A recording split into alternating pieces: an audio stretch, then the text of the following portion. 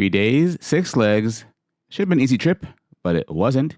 I traded into this trip to be home earlier for my wife so she can go out with her friends on a Tuesday evening. My original trip was to be done at 10:46 at night. This new trip, 5:53, just one flight in. It should have been easy.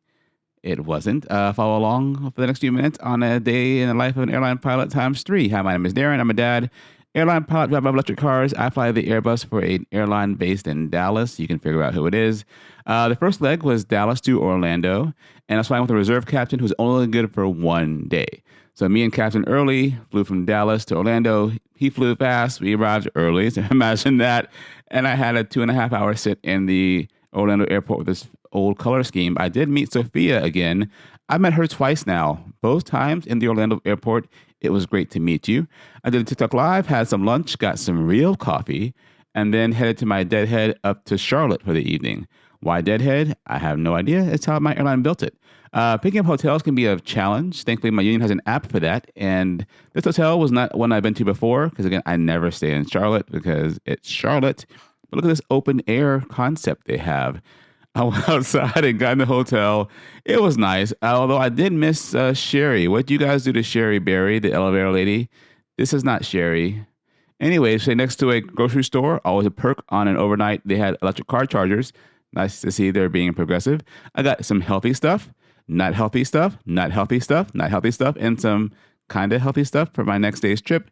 In the morning, I made some nice waffles, and then I headed back to the airport again. I was by myself. I was meeting a Charlotte captain for the remainder of the trip.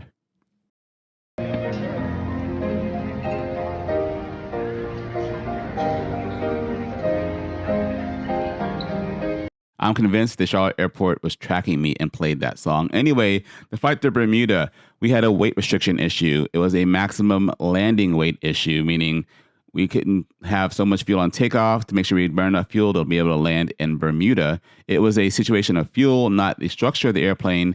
It was an issue of we had to have enough fuel to fly all the way to Bermuda and all the way back to Norfolk, which is our alternate.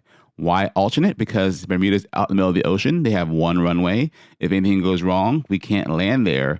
We have to have somewhere to go. And for this day, it was Norfolk. But before we get to Bermuda, let's talk about what I do before a flight to get ready for a flight. So this is my Airbus I flew that day, Airbus 319 with the CFM engines and the Sharklets, which are normal winglets to me. Nice, short, sporty airplane. Almost my favorite. It handles very well. So before every flight, I look at the weather, I look at the turbulence, I look at the radar, the weather radar as far as on the my weather app to get a whole idea about how this flight's going to go. This app I use a lot. It's called SkyPath. It has live turbulence. Airlines from around the country all feed into this, and we can see turbulence as it's actually happening. I also use WSI for turbulence and for radar and lots of weather stuff. Anyway, I'll use both these apps before a flight to get an idea what's going on. Now let's talk about Charlotte and my favorite airport. Haha, not really. We live from like A8, and you think A8, we go to runway 36 center. It's right there. It's a short taxi. No, you can't leave 36 center unless you have a performance penalty. You have to go all the way over to 36 right for departure, which meant I got to deal with the fun, of the Charlotte ramp. Thankfully, it wasn't too painful, but why can't I use 36 center? It's Charlotte. Anyway, we got to Bermuda. We got there early because we flew a little bit fast because we could. Nice airport terminal. That's a flight from Miami, I believe. We were there so early that I had time to eat my crew meal at the gate, which doesn't always happen that often. I'm not allowed to shoot video at all while I'm in flight. But this is a typical crew meal. This is a very basic crew meal. Chicken, potatoes, some hummus. And then we had this brownie thing, which I'm not a big chocolate person, but hey, it's the dessert. And sometimes on a flight, you eat because you're bored. Yeah, it's not the best thing to do, but it's what I do. Anyways, flight back to Philadelphia.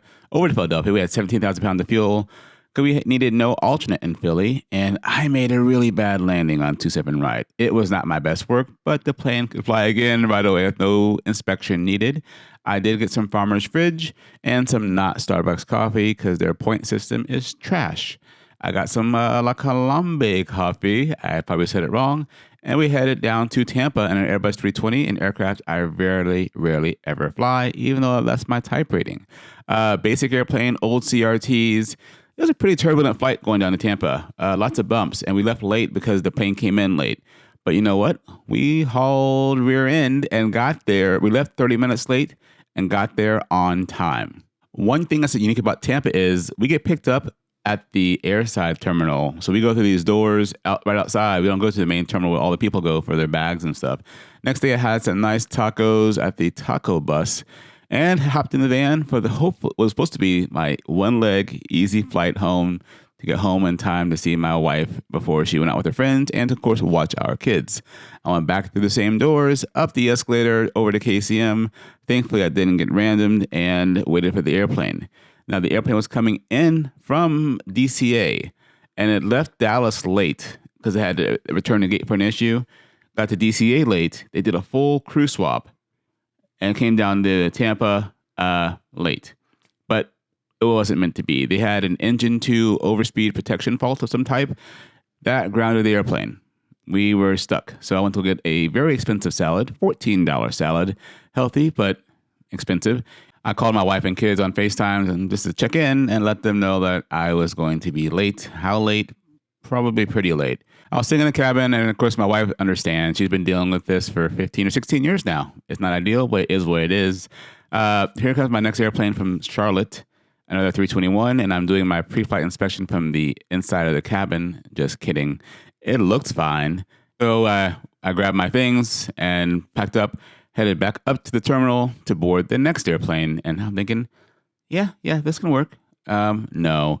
I got to the next airplane, put my stuff down, read through the logbook. The logbook looked fine. Went through my pre-flight inspection, and the tire was showing too much cord. It could have just been the way it was sitting. I'm not blaming the previous crew by any means, but we were delayed for a tire change. And that's killed any chance of me being home for my kids, to watch my kids before my wife went out. I had to call for clearance because the PDC wasn't working because we had so many flight plans filed because of all the delays and plane swaps. So called clearance, got our clearance at Dallas Fort Worth, and no matter how fast I flew, I couldn't make up any time. I actually got home after my wife and kids got home. That's how late, because my wife had to take the kids with her for her event. It wasn't a big deal, just not ideal. But when you're an airline family, sometimes things just don't work out the way you want them to. Long video. Hope you enjoyed it. I did get a few extra minutes of pay for the trip. Not worth not getting home on time. After this, I did get to go to Alaska. That trip was fine, but then the trip after that was another dumpster fire. Have a great day, and as always, thank you for stopping by.